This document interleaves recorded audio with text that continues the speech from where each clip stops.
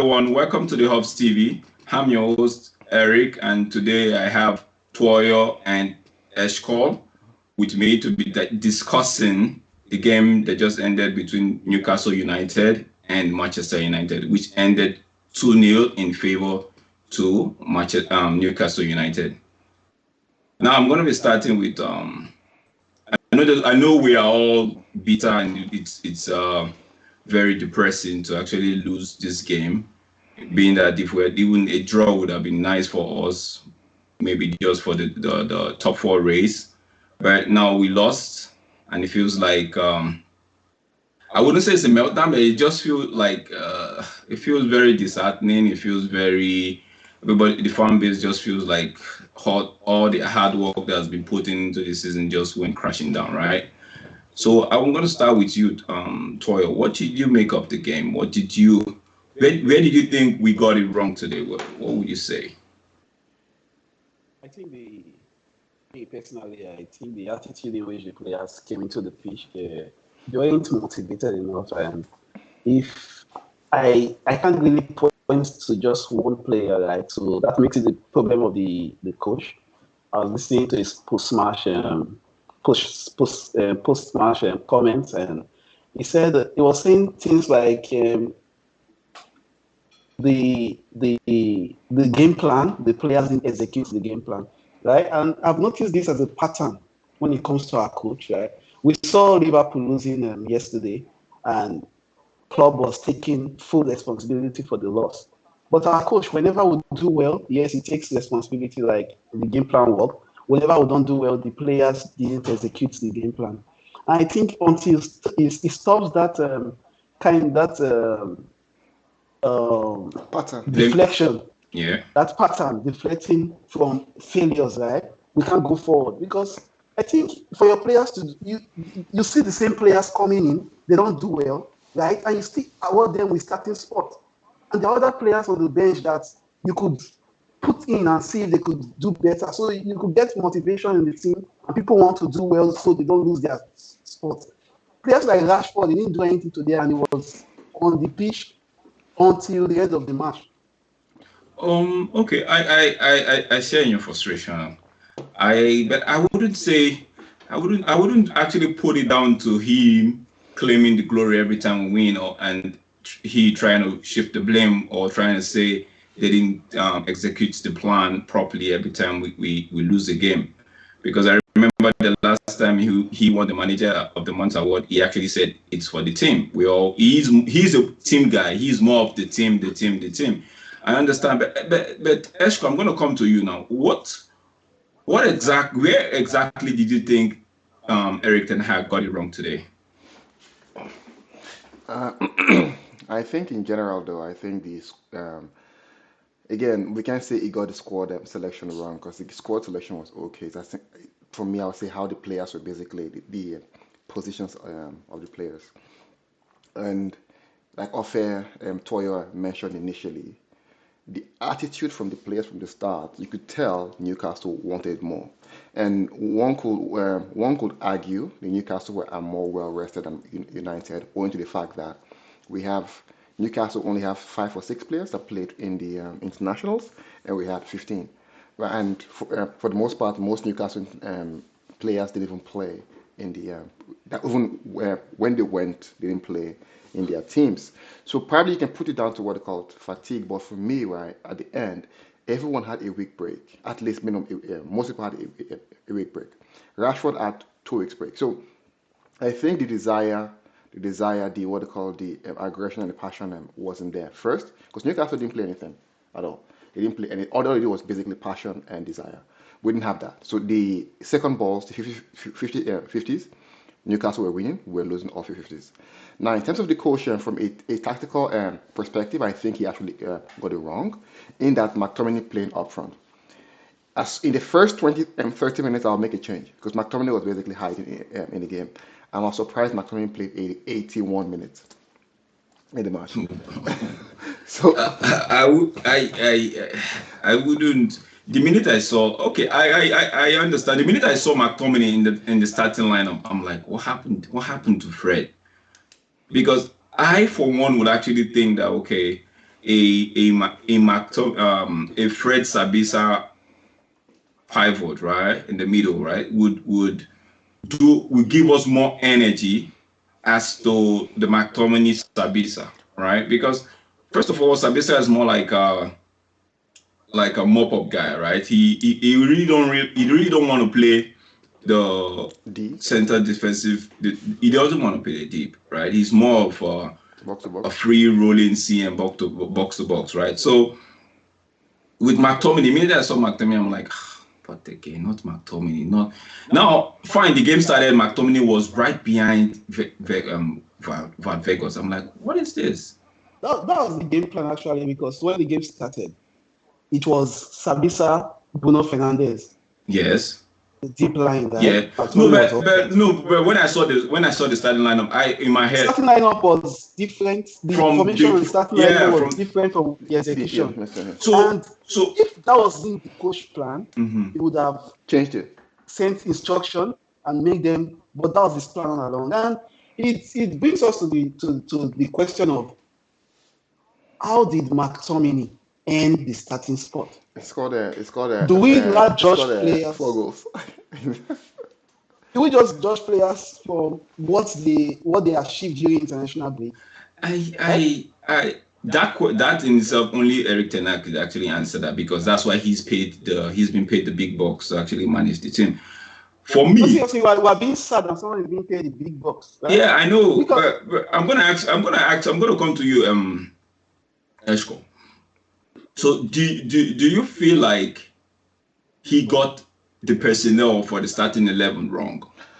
It's honestly with what he has at his disposal today. The reason he picked McTominay, I will say, because of what they call height and just a bit of get some physicality. But I don't know. The coaches have done this over and over, and I don't see the physicality or the presence McTominay brings.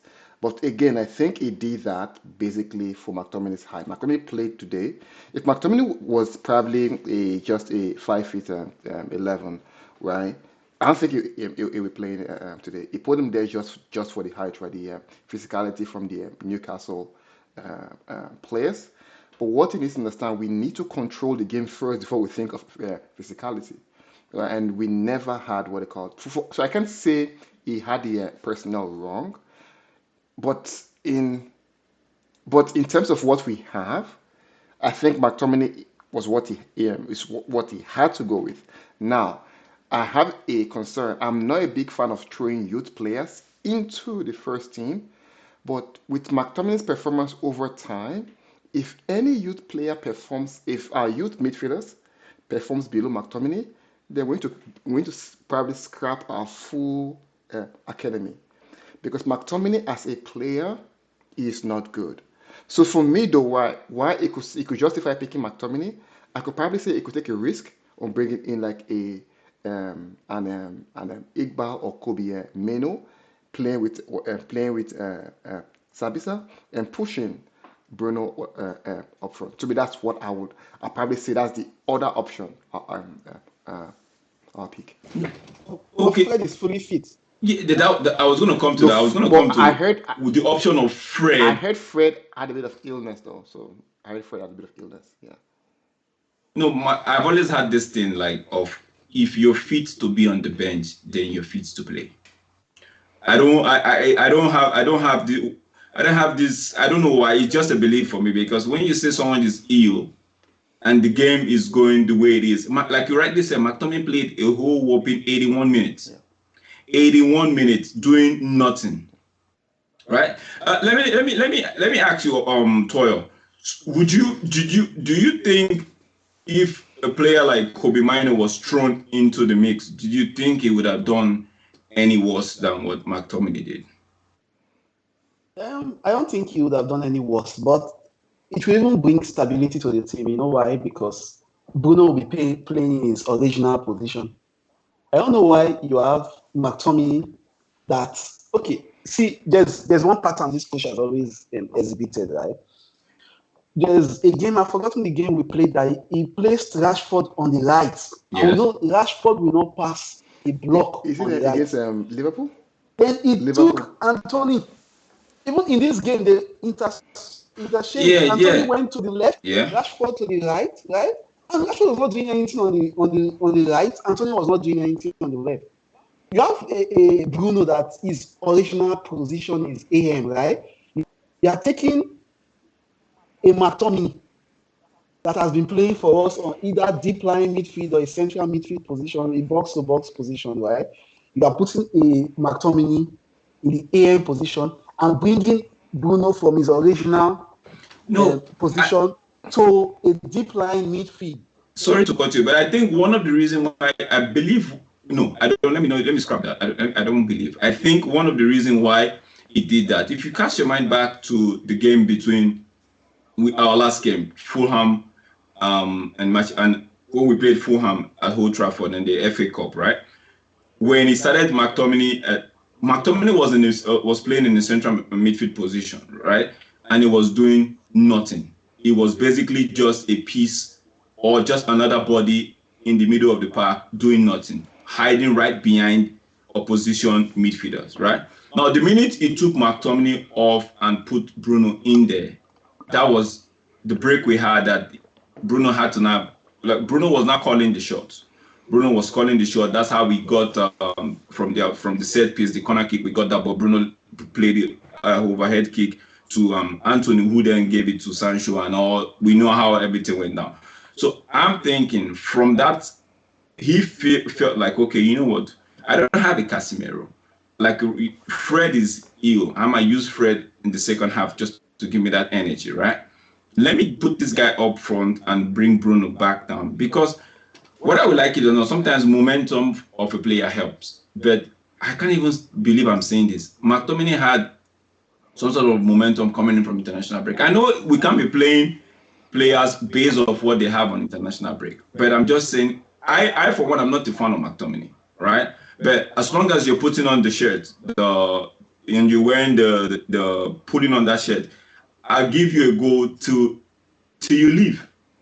Criticism is not bad, right? But I will support you till you leave. I've supported McTominay. Even when I've called him out, criticize him, I still applaud him when he gets his good game here and there, right? But I'm just saying, with the moment, I believe with the momentum that he is coming with from the international game, okay, coach felt, okay, you know what? Let me stick this guy up front, because the last game he wasn't doing properly. He wasn't doing well in the center of the park. Let me put him up front and drop Bruno back, right?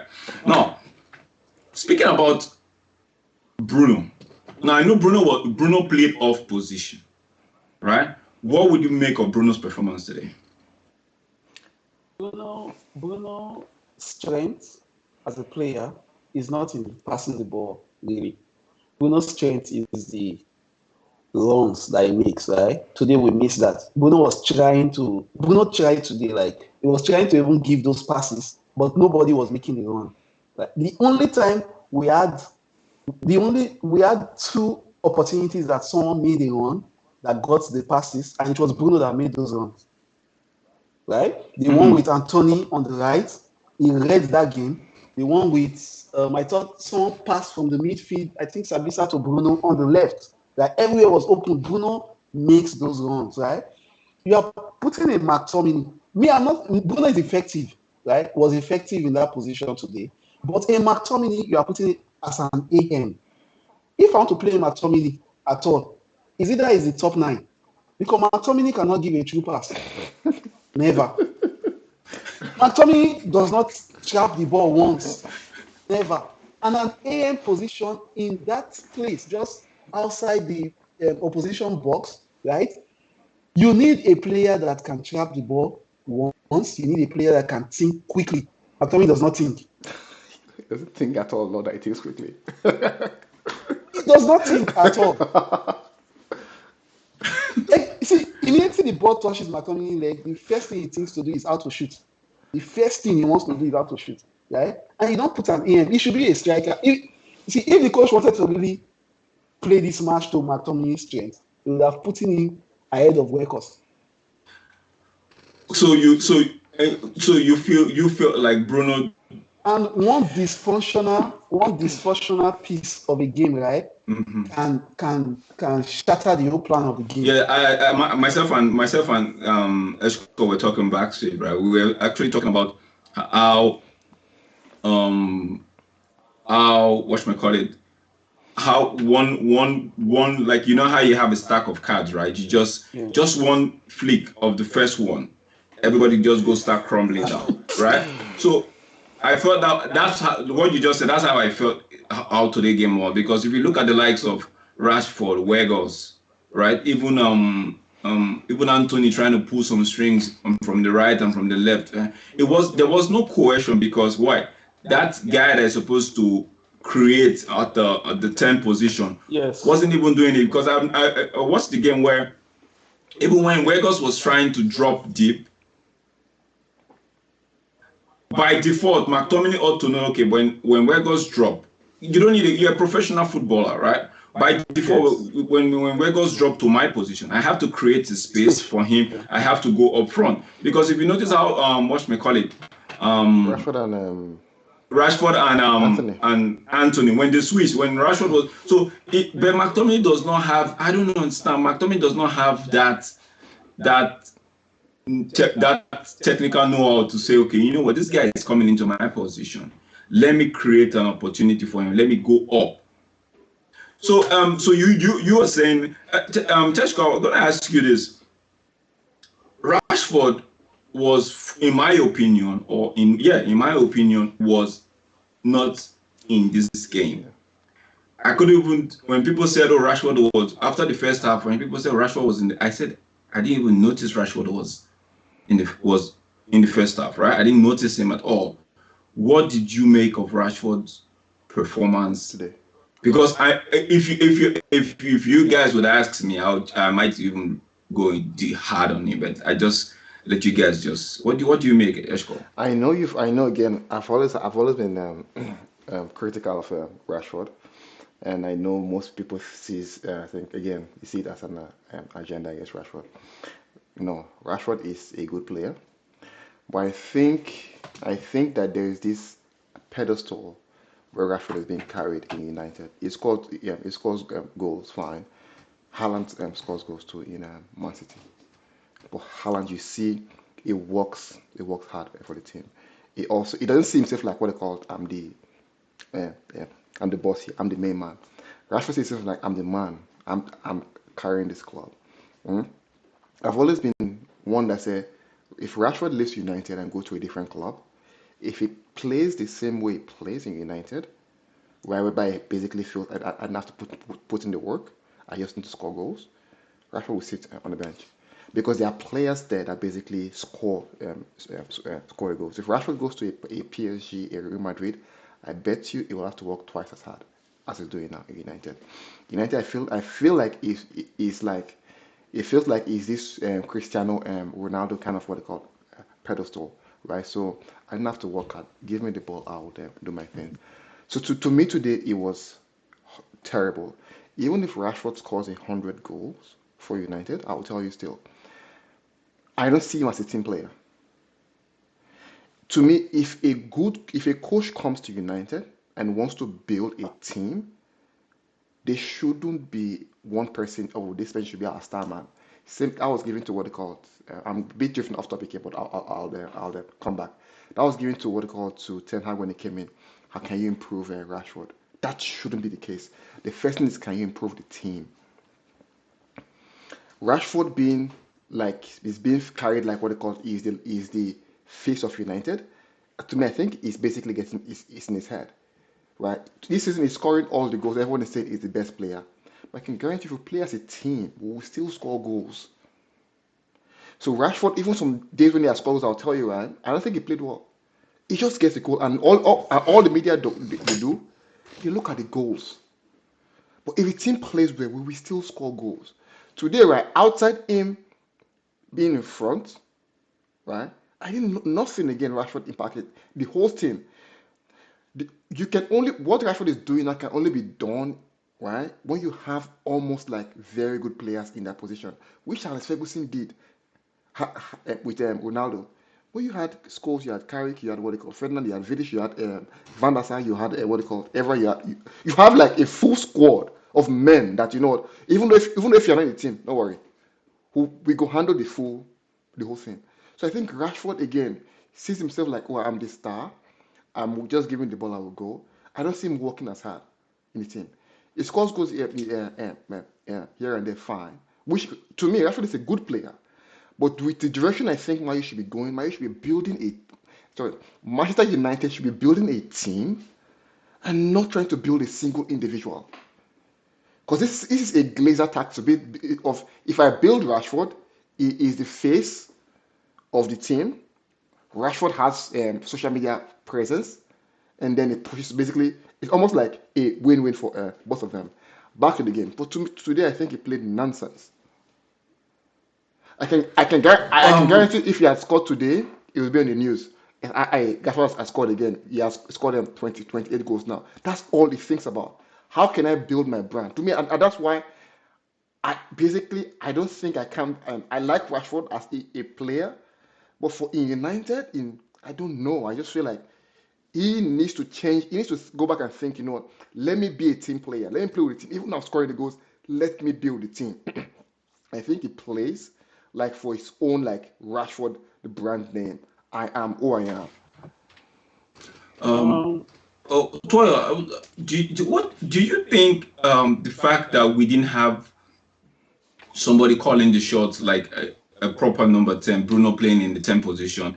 Do you think it affected Rashford's game today? yes, And I was going and to. that of Sancho as well. Yeah, I share Eshko's sentiment concerning Rashford, but for today's game, I won't put the blame on him. Um, Reason be that, firstly, today in the whole of the first half, Wekos, as hardworking as he is, right, he touched the ball only 9 times the whole of the first half. But that could be said that could be down to the fact that McTominay was occupying a position That is, which yes, that is where I'm going to. So, if a piece of the game has been distorted, it affected everyone.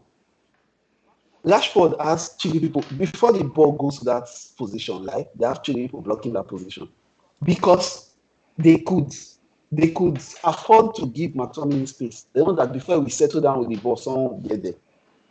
And it happened today. There were times that McTominay had space that the other time he took the ball on his chest, right? And the ball bounced off him. Like almost 3 times. He could not trap the ball once. And these people know these things, right? But if you put a Bruno Fernandes in that position, it will share the stress. It will share the people One quick question marking. I'll ask: do we think Bruno again is a midfielder that can actually control? Bruno is not a me midfielder that can actually control. That's why I said Bruno's strength is not in passing the ball. Bruno's strength is in um, Making the runs. running, making the runs, right? That's Bruno's strength. If we had today, the game was dead. Like the game was dead, and Newcastle United showed us how a team should play. Yes, it. Nobody wants to score goals Yes. in No. Newcastle United today. Even if Nobody. you They could get to the keeper, they will the still make pass, the if you pass. see the goal they scored, I can guarantee if it's a Rashford or a It United was player, Manchester they United will side head the netting, ball to the goal. side I netting. could see Samazima as he leaped. The first thing was looking at who is next. It was looking who is next to me, and he saw the player instantly. He redirected the ball. It's like today it was you could see a team beat. I know that players are playing like Team United. Sorry to cut you, but I think like we need to go back to the base of what they call being a team. We need to take out individual That's players. that is where the coach comes in, right? No, but you guys are In an making organization, you there's guys are what they making call this you guys are making it sound like we've not been a team. So, there's what they call organizational culture, right? Organizational culture is something that is being followed by employees, right? Without you knowing that is not a law, but is something that is observed by people, yes. right? That's what is happening in Manchester United. And you know what's causing it is if you score one goal in Manchester United, you're a star.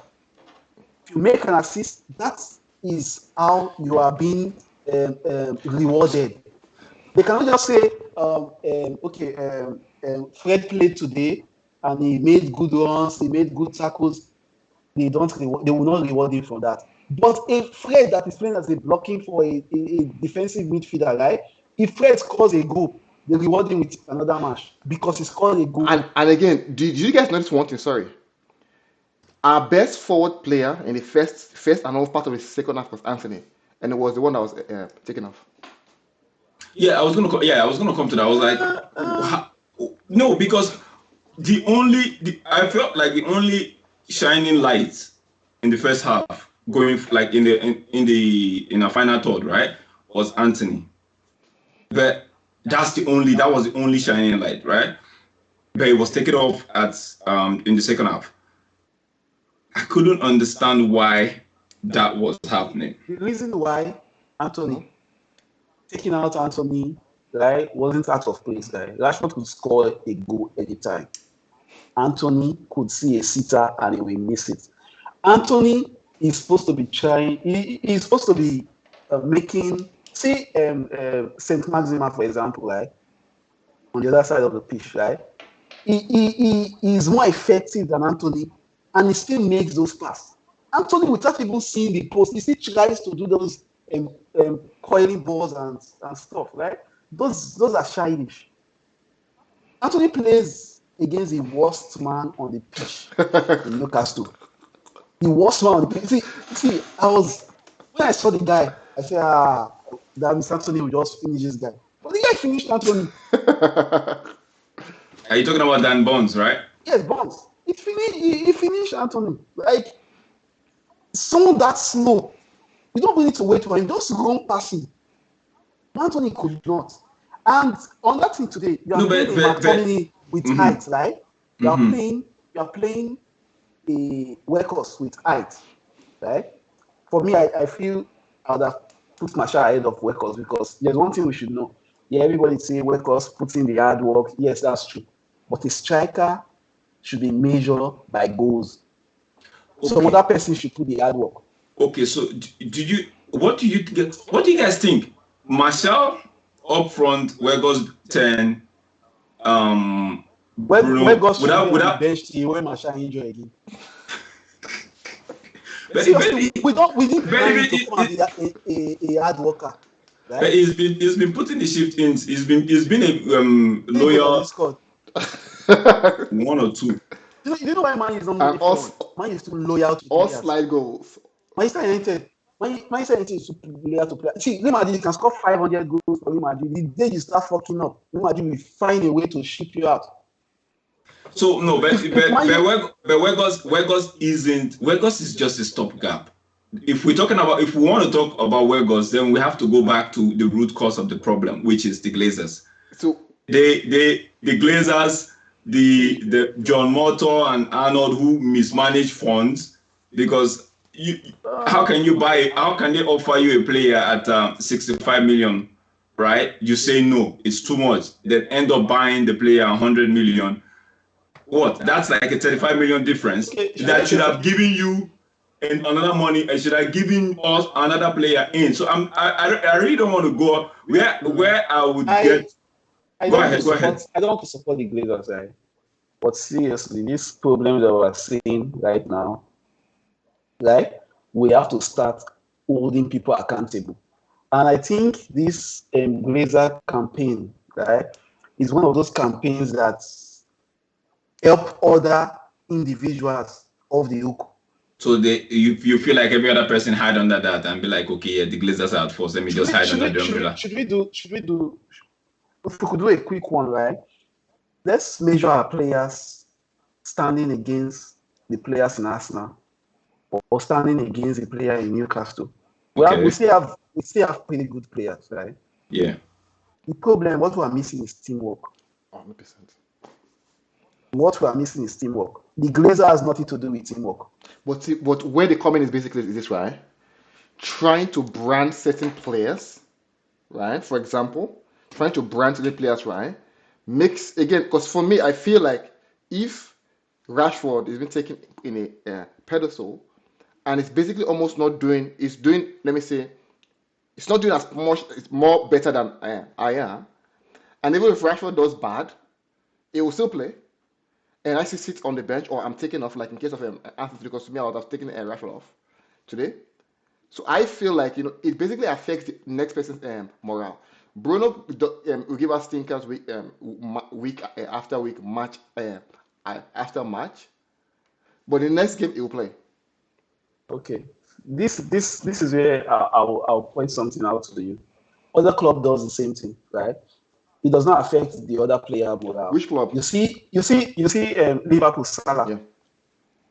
Salah doesn't work hard, Yes, he does. but Salah doesn't work hard. Salah does not track back as much as any player. See, okay, there's Salah and Mane, right? There's Salah and Mane. Everybody knows that Mane works hard, but Liverpool had this campaign For to Salah. project Salah, Okay. right? But it didn't stop Mane from working hard. If you're not okay with what is happening, then try and leave. Okay, So does this now not fall back? To Liverpool now? I know the point. No, this then fall back to the when I say it falls back to them, because as if you are like you see like Abramovich when he was in Chelsea, right? If there are some certain things that would happen in the team, you know for sure this guy wouldn't condone it. He wouldn't condone it at all. They will scrap it. It will be dealt with immediately. I feel like the Glazers don't give a F about what's happened. All they care about is money, right? Now there comes in. This is why I say I hold them accountable, because if you can't be employing mathematician to be you can't be saying people that are good with numbers. You can't put them in position of making football or sporting director call, right? Because as a team, having your sporting director call players and say, oh, do you want a 2 weeks break off? Like a sporting director having personal relationship with players, first of all, undermines anything. Because like I can actually say, oh, the sporting director is on my back and call. If you treat me anyway I don't like, I put in a word, and I still feel like the player power is still there. I don't expect it. I didn't expect it to disappear all of a sudden because we had a new coach, right? But I just felt like if we, like you guys, like we are rightly saying, if we work as a team and if we find out that somebody is not working as a team, right? Now, how do we deal with it? Do you say? I think because knowing fully well that the Glazers, all they care about is money. So how with that at the back of your mind, right? How do you expect? How do you hope, or how would you deal with this if you were Eric Ten Hag? With the Glazers here, the culture will not change. 100%. All we need to do is change the culture in United. That's all. Simple. We need a culture change. For me, I feel from the manager that came in with this mantra of discipline. I discipline any player. He did that with Cristiano Ronaldo. I think he knows what he's doing, right? And personally, I think if Rashford is not effective and you put someone else, take Rashford off the game, it won't cost you your job. But your job. Yeah, but if we look back at the season, most of our goals have been coming from Rashford. Did anybody in the organization told him that you need to make sure Rashford plays all the game, or you need to make sure Bruno plays all the game? Are they projecting two players in Manchester United? Because I can see sometimes when Bruno even flops, he won't take Bruno out. So the truth is, we're gonna be, because we're almost out of time now. Let's just. I know we all want the Glazers out. I know, right? want Glazer out, right? But this coach is not convincing me. I no. Honestly, I was when he came in, because I watched this game when he was in Ajax, right? When they dismantle Borussia Dortmund. That game, that was the game I was like, yo, whatever man you do, they should try and get this guy. I'm a big believer of Ten Hag, but right now it feels like I don't want to really. It feels like my maybe I was biased being a believer because of how I saw his team play, right? Because right now the shots he's calling, like take for example, I was going to ask you guys, what do you make of that substitution, pulling out Martinez and Varane and throwing in a Lindelof to play a back three with Luke Shaw and Dalot? So it is Luke Shaw, Lindelof, Dalot. Now, we've never, fine, Luke Shaw has played a centre back, but that was in a back. He has played in the back three as well, but that was with different person. But he has played in the back two with Varane. So, but what did you make of that move, knowing fully well that there was no Casemiro-like figure in front of the three of them? The only thing I think, right, the only thing I can actually think of, right, the reason he made that call is two things. Or let me just say it like this: Martinez is too short, not short. Martinez is basically not of height to be the center pivot in that defense. Pivot. So he took out Martinez, right? I don't think. I'm not sure again. I don't think he believes Varane is basically very good at passing the ball, right? So I think he believes Lindelof is good at passing the ball. I believe that's why I brought Lindelof in there. So Lindelof can basically control and pass the ball. I think that's why, right? Because we're pushing now. I think that's what he's doing, and leaving Dalot and what they call it and Shaw to basically support on his side. But honestly, when he made that change, I was like, what is he doing? And I think I don't know if you someone mentioned Newcastle will score, and they actually scored. So to me, I'm not sure what he was doing there. I'm not 100% sure. Did you? Toyo, I'm going to ask you this: would you have played a Maguire? Would you have brought in a Maguire instead of Lindelof if you're going to go on the back three? No, for that game, there was no need going for a back three because those guys were not coming through the middle. They were always coming through the flanks, right?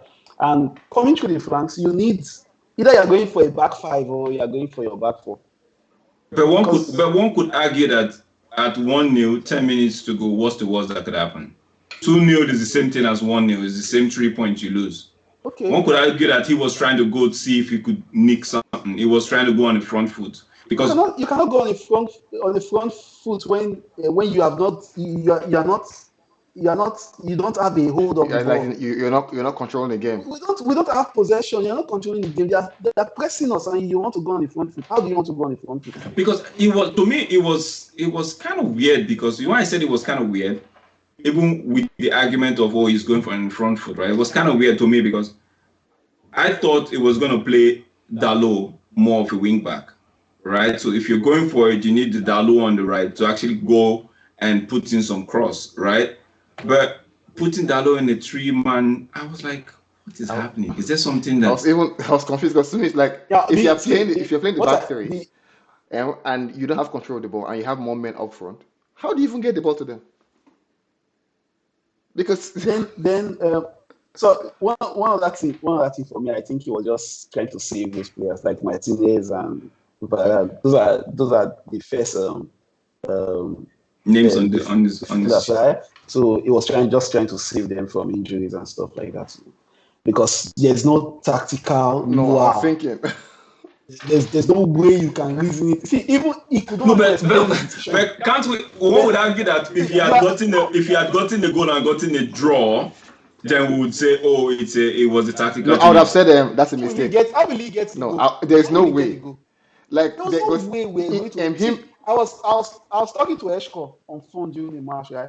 And I told Eshko, I said, these changes I made now, these people will score also. Not more than 2 minutes, they scored. Because there was no way. They were pressing us. So if at all you need to shock up your midfield, I was thinking maybe. Wait, now, did you? I was going to ask this question. Did you guys see us getting a goal anytime in the game, even if we had played an extra 20 minutes? Extra 1 hour. No. No. If we had two people like Marshall, right? With Marshall in that match. Marshall was going to be. I was going to talk about Marshall before we call it today. Yeah. And when he brought in Marshall, I was thinking you will revert to McTominay back to your normal central midfield, Bruno Fernandes move up front and stuff like that. But he didn't do that. He just brought like for like, and Marshall was just all alone. No, can you know remember when this guy was playing Elanga a lot, was giving Elanga a lot of opportunities, and we all kept saying, "Why is Elanga playing? Why is Elanga playing? It's not good enough. It's not good enough." Then we finally found out Elanga was retired, or I would use the word retired to the bench, right? We started seeing cameos of Pelestri because, and Sancho came. Even while Sancho was away, Elanga wasn't really playing as much because we're actually talking maybe Elanga will fill in the spot, right? So do you guys think that he's doing the same thing with Scott McTominay? Like he's just giving Scott McTominay a lot of opportunities to actually. If there's someone that is doing that with, I think it's Anthony. And I was wanting to make that point earlier on. Like, if you know you're starting is Scott McTominay, you're starting workers, those two people. That means you need to get someone that will cross the ball. Anthony does not cross the ball from the flank. Rashford does not cross the ball from the flank. Right? So I was thinking, if you're starting those two, then you start with Pelestri. Yeah. At least we have someone that does cross. Okay. Right? But no, you started with Anthony again. And some other thing I've known about this coach is he doesn't read the opponent's game. He just plays what I beg to disagree. He does read the opponent's game. If today he got it wrong, I'm in agreement with you guys that he got to this wrong, but he does. I'm not just talking about today. Liverpool game. Retrospective, taking a look at last season. This way, right? I'll say this way. I don't think, right? I think what now say, Ten Hag is a good coach. He has done things in the past with Ajax. I think Ten Hag is actually seeing the reality of the Premier League. I think that's what is adapting to the Premier League. Because if you see the games he has lost, you probably know it's someone that basically is still adapting. From 7-0, from 4-0, from some heavy defeat, 6-2, right? He's still adapting, right? Ten Hag, like for me again, I say the jury is still out on Ten Hag. Everyone is basically, already raving. I said, no, for me, I'm calm, I'm relaxed until I see what happens next season. But I think Ten Hag is still learning from the Premier League. The first two games gave me first shock in the Premier League, and I've had several shocks across the season as well. So I think he's still adapting. I won't say Ten Hag is no. Ten Hag is a good coach. I think it will probably take time for him to basically, because imagine when Klopp came, Klopp also struggled. Wait. I want to put a pause to that. I don't like. Okay. When Klopp was struggling, right? Let's be frank with ourselves. What kind of players did Klopp have when Klopp was struggling? Yeah. You made your list when you came into Manchester United. You watched the team. You were employed. You were engaged earlier on in the season. You came watch one of the matches and stuff, one of the matches and like that, right? So you should know what you need, right? You brought in what you need. Right now, see this team right now. He didn't bring in what he needs. See this team right now does not need one person. This team right now needs cohesion. It needs teamwork, right? And this team plays exactly like Social. I think if Social had been given, Casemiro, it would have been better. Casemiro, he would have done the same thing that our coach is doing right now, because there's some easy match like see Liverpool match, right? Liverpool they're not in form, but you won't underrate those kind of people. You came into the match and came in with your new tactics and we fumbled, right? We're coming to a Newcastle that has been singing in our ears that they are coming for revenge over 1 week. And you came to try a new experiment with McTominay up front. That's a very valid point. But it's to me, I it's a new experiment in Manchester United. Yes, I know. To me, I see everything as a learning curve, right? Because for like what you guys are saying, like what Esh correctly said, and which is right? He's trying to now. He's getting a hold. We're already at the business end of the season. Now, the beginning, he has, I believe, he has learned a few things from the beginning of the season. Now we're getting towards the end of the season, where every point for every team matters, right? So he's trying to learn, okay, how to. Don't forget that we've been, if not the only team, but we've been one of the teams that have had almost back-to-back fixtures since the World Cup ended. Since the World Cup ended, we've played basically every 2 days we have a game. And we shouldn't forget we are one of the teams that play with one set of players, even though we have so many people on the bench, right? But So we shouldn't forget. I understand. Pep Guardiola was going to play a game, right? He rested Alan. I don't think I understand. That brave enough to do that, Yes. right? But he did that against Liverpool. Against Liverpool, just to let Alan know No. Alan was injured. To survive. Alan was injured. He played. Alan was injured. He played the last minute of the game, though. No. He brought him in. Liverpool. Yes, Yes, Alan was not injured. He brought him. Alan was up. He brought him in the match. Alan. He brought him in the match. Yes. Let me look for it. 4-1 Liverpool. Yes, he played. Yeah, he played. I don't know. Let me check. Alan was not. Let me check. 4-1 Liverpool. Let me check. No. They told Alan was rested. Okay, let me see. No. 4-1 Liverpool. Yes, Alan was in the director's box area. Yes. You're correct. He was injured. Alan was rested. Okay. No, but what I'm saying, one thing. My point. Going forward, we're gonna end now. Okay, going forward, right? My point being that, right, as a coach, every other coach has come and have the same excuse, make the same excuse that the players has power and the players has power. The players has power. You are following the same system. You get yourself sacked, right? You are coming again. The players has power. But have you stopped to think of, if the coach goes against that culture in Manchester United and is doing well, will they sack him? No, he wouldn't get the sack. No, I'm talking of past experiences. Like, we've had coaches, good coaches. Mourinho came in. Don't forget that. Came in, player power. No, don't forget, right? He would. I would say he would get the sack. Why I'm saying so is because we know who owns the club. We know how the club is being run. If he's trying to put his foot down on the player power thing, right? And he said, okay, XYZ needs to go. Remember, Mourinho wanted XYZ to go. Mourinho wanted Pogba out. Mourinho wanted Martial out. Mourinho wanted a few other players out. But because they had player power, right?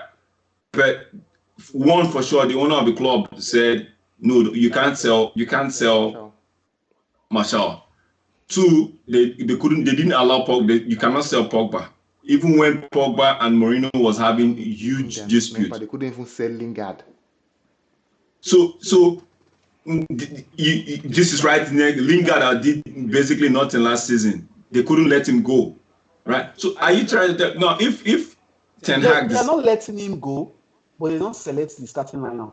No, but they don't select. What I'm trying to say is, in order to motivate Manchester United players right now, is play as you perform. So basically, because that's basically what other teams are doing. If you see, our performance is based on goals. If you score goals, they'll pull you. These people are motivated. Like, everybody is putting in the shift. You see a top 9 running far back, right? When we have wingers that are supposed to be dropping back, they don't drop back. You see that was strolling. No, I understand all of this, but the point I'm trying to make is, the coach should try something else. If he wants to learn this end part of the season, right? If you want to say he wants to learn, then he will learn a lot, because no one is smiling right now. Okay, let me just ask you this question. Let me ask you this question. Are you saying that if somebody is performing below, if somebody has a below average, is performing below average, right, that they should be on the bench, and if we don't get anybody to replace them, we should go get the kids. Is that what you people are No, no, no, saying? no. I think again that's where again Everybody has replacement. that's where again it's a bit more. I think throughout the season we've played lots of games. Now I'm not sure how far comfortable we've been in these games, right? So probably I might be wrong here. To me, right, anytime Casemiro goes out, it's like, oh, we're dead, we're struggling. But I think like, and we know for sure McTominay is the one coming. We know it's not good enough. We know Fred is basically here and there. I feel like this example, Kobe Meno, Pelestri, like here and there, 10 minutes in a match where we're winning, because we played too many games. 10 minutes here and there, right? I think these guys, right, it gives you an option, right, whereby you know what, if McTominay is doing bad, okay, let me bring in Kobe Meno because he has played probably some minutes. I think Okay, let me cut you right there. Now, we've had a problem of we have had a CDM problem for the longest of time, right? We only stumbled upon Casemiro because why? we We couldn't get Rabiot. yeah. Now, the season we went for the season we went, the first season we went for Jadon Sancho and we didn't get him. We did a panic buy. We got Pelestri and Ahmad. Yeah. Good. Now, those two, for me, they've been here 2 seasons or three. Yeah, 3 seasons. Waste. That money put together should have gotten us. You see, from Manchester United from top to bottom, right, is broken. Why I said it's broken because our recruitment is bad. The owners are bad. The director of football is bad. The CEO is bad, right? Even the coaches we've had, they've, especially with social, Do you know bad. even if I don't know if I don't know if coaches are not good enough, but I think to me I also think that they are basically The coaches are world class. All the coaches we I had, think I think I think they except are working Social, with two had two proven. hands tied behind their back. I think the management is the So problem. that's what I'm saying. No, So should I say something? When this coach was employed, I was excited because I knew I from his past record he works with youth players and stuff like that. So I was thinking most of the youth players would go and get the chance and all that, right? Um, we had the culture in Manchester United. We had Mason Greenwood, right? And Man City had Phil Foden. Foden.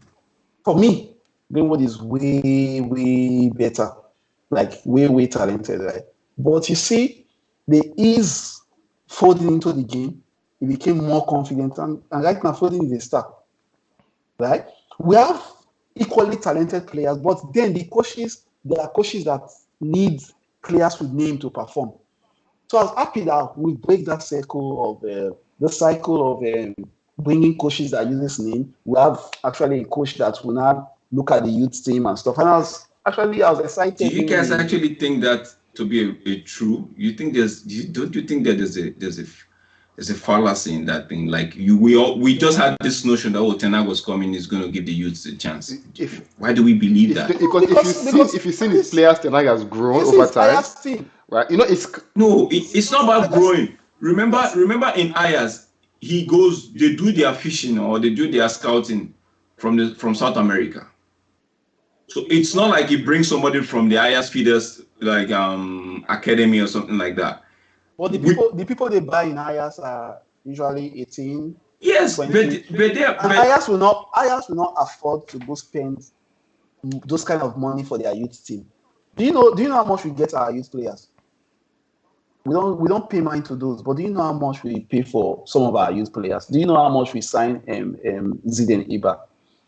Right? how much? So those players, see Ahmad, we signed Ahmad for 38 million. 38 million, right? Yeah.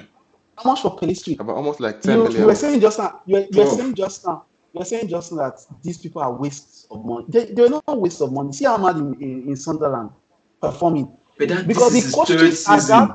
the coaches at that point, they don't use youth players, they don't use young players, they want experience, right? So we have somebody that I know, but I'm saying why think do we believe Ten Hag? Because I don't see a reason why a McTominay will play 81 minutes in a position that is not used to, when we have a Kobe Mano that he could give a 20 minutes run, No, right? that means you are I think setting Kobe Meno to fail. You're again, setting him this up to is again. fail. I agree with that point, right? You're already in the game, but you know what is dead. Bring Because if you have started the season and say Kobe Meno 10 minutes, yes, Kobe Meno 15 minutes, when man is winning 4-0, yeah, come in, control the game, yeah. and it will give him confidence, we build with the team. Then if you are at this point, you can put him into the deep ocean. But it was not like that we use the same set of people and we complain of fatigue. You cannot complain of burnout. You know there will always Do be you know burnout. Bruno as We didn't just Bruno start will play, football. play, play, play, play every match, play, All play, the all, play, all, play, all the play, match. play. Doing well or doing bad, he will play. Like, come on, man. League Cup, FA Cup, even the ones that are not important, Bruno will play. Okay, guys, I share your frustration, right? But I still feel like what Eshko said, that the jury is out on Ten Hag. He said that he writes his own story the right way or writes it the wrong way. It's all in his, the ball is in his court, so he decides where he wants to kick it to, right? So So if I buy my YouTube, I'll tell Tenag, anything you were told before about any player to be the brand or anything or be the face, forget it. Every player is equal. Anybody can go. Rashford, anybody can go at any time. yeah, before we go, let me just chip this in. Who do you think would do a better job between Sir Jim Ratcliffe or Jack Sheikh Jazim? Word. Who do you think would do a It's better not job? something. It's not something I'll think about really. That's what I'm talking about. Seriously, it's not something I'll think No, about. no, No, no. I know you're coming from the perspective of, okay, money. the wealth, right? But I'm saying, who do you No, think we come in and yes. call and say, okay, you know what, Ten Hag, this, like, I know for sure that if I wouldn't say for sure, I know to an extent that if Sir Jim Ratcliffe gets a hold of Manchester United, Fred, McTominay are going home. They're leaving the club. Should I tell you something? Go ahead. See, yes, that's true, right? But if the Sheikh gets the club, right? Rashford is going home. Marshall is going home. Anybody that does not perform is going home, Yes. right? And that is what we need. No, Then, what makes you, secondly, why? Why? there's difference between buying the club for investment purposes, and there's difference Buying a club to between win. getting a bragging rights, Yes. right? You see, when Abramovich took over Chelsea, Yeah. he was not thinking about the profits. That's what got Chelsea to where Chelsea is right now, right? He was thinking about their performance. So you think For Jim Ratcliffe, we do the same tactics that he might just employ maybe an upgraded tactics of the Glazer. He will still want to have one player that will be the face of the team? the face of the team, right? To make back his money. So you think if Check. take Altani, right? If he gets the club, if he gets a hold of the club, you feel like it's more like, okay, I'm not taking any profit. You guys have to be the best. We get the best people for you.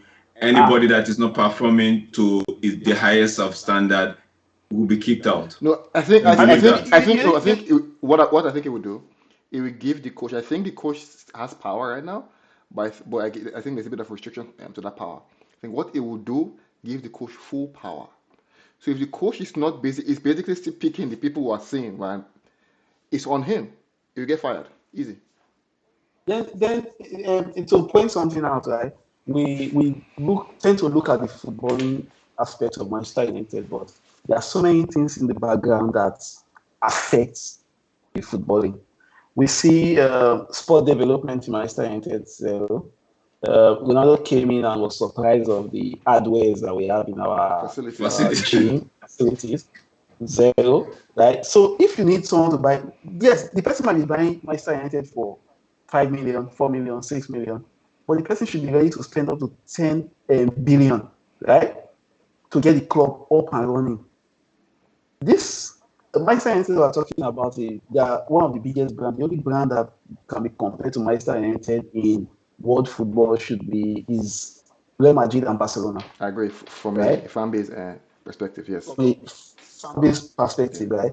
And if you go to look at the system that those people operate, you see a world class system, a professional system. Manchester United right now, they employ people based on relationship to just come out and just say social, you just say Fletcher come and be this or this come and be this. There are people, there are other clubs. Real Madrid have better players than any player in the world. You don't see them calling the old player and say Zidane come and be this or this one come and be this without you earning You- the right to be that. But us, just from the way Fletcher left Manchester United, it was painful. He had Boel this. Okay, Fletcher just come and hold one position. I think You don't do that. in a business they are being they are being more sentimental. It's like they're keeping it jobs for the boys. That's the Yes, and it's not. See, okay, you see right now, Man United have the highest number of pundits. So we don't even have secrets in the club. yes. We don't have secrets. Everything that the coach plan to. But we're not the only ones that have S players. Every other person has S players. Real Madrid has S players. Chelsea has S You know players. why? It's because the fan base, the ex players, right, have the Yeah, connection to yeah, the yeah. fan base. They are milking everything. They are milking everything. They want to stay But relevant, and it's affecting the football part of things, right? so on a positive note, where do you guys, what do you guys think, or where do you guys think we would finish? Knowing fully well, like at the back of our mind, the run of games we have, right? I believe we have Brentford on Wednesday.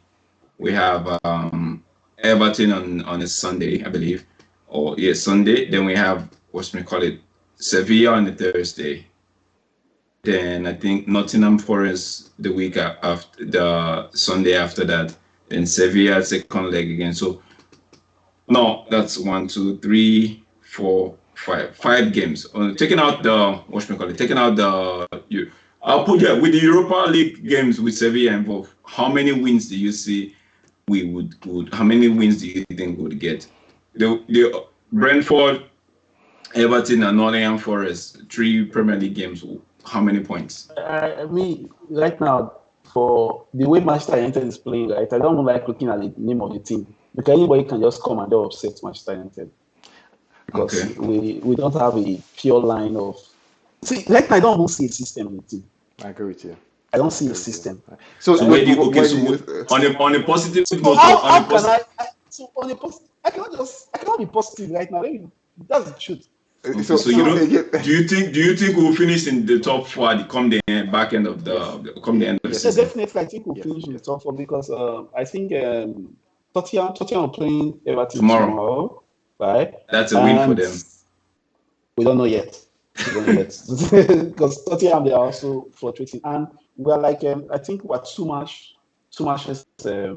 behind Tottenham. If Tottenham plays tomorrow, I we'll be think too it's much I one, think it's one. I behind. think it's one now. one. I think one. If you play tomorrow, Yeah, it'll be one.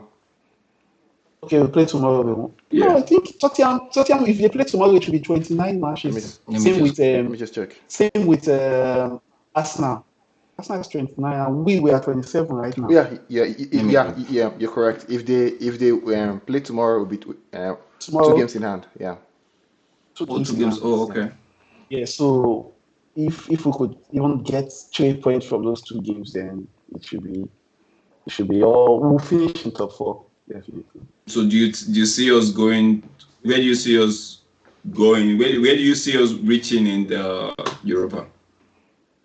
In Europa, I'm Do you expecting to reach the final. I'm hopeful. Let do me you use the word think hopeful do you because I think don't think Sevilla has the firepower to get past Manchester United actually because firstly, Manchester United, if they were in the Spanish league, would have been finishing maybe top two. It seems because these people they're not that physical, I wouldn't say that though. I wouldn't right? say that though.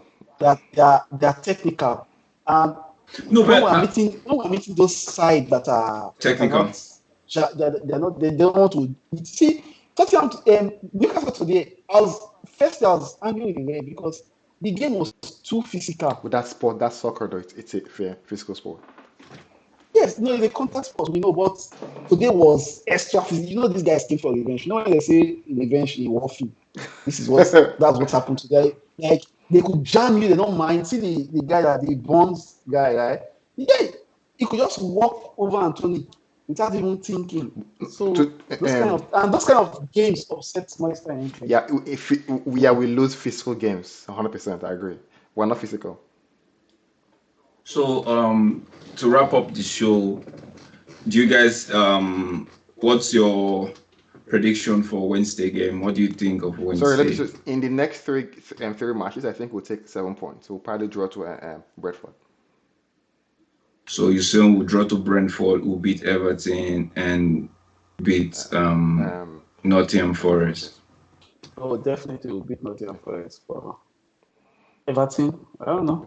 No, Brentford is home though. We play Brentford home. Oh, but still, Everton, I'm not sure of Everton, but I think Brentford will beat I Brentford. think for me, I'm just a bit skeptical of Brentford. They are seventh in the table, so but I don't know. I think yeah, it's a draw. Honestly, I'm not confident with how we're playing now. If you look at this match against Fulham, even the match before that, we've been struggling.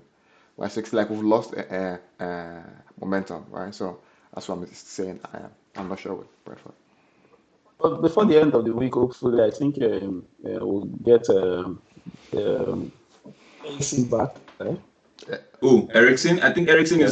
Ericsson should be at the yeah. According to what Eric Ten Hag said, Ericsson should be the second week of April. Guys, we So should be wrapping up because we've gone over. so thank you guys for coming on. Thank you so much for staying with us. So whatever comment you have, please leave it in the comment section.